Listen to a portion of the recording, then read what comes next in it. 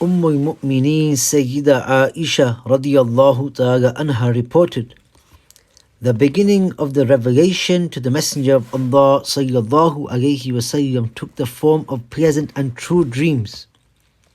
Whenever he would see a dream, it would become true and clear like the break of day. Then he was made to love solitude and began to go into seclusion in the cave of Hira, where he would devote himself to worship only, for a number of nights until he desired to return to his family.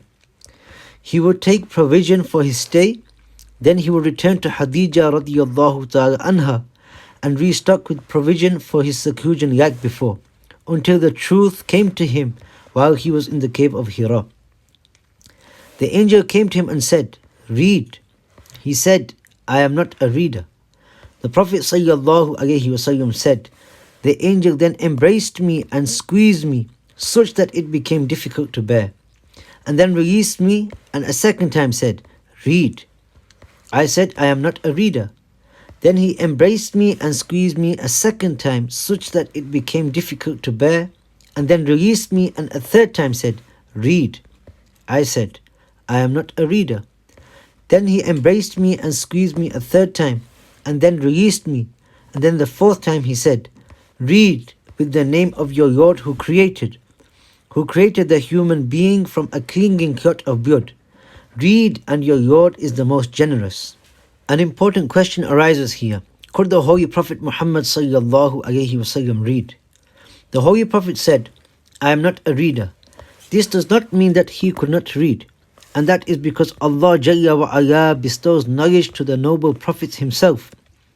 Every prophet is already settled on that station of knowledge, even prior to the first revelation coming to him, that he is able to read the revelation as well as to teach it to others.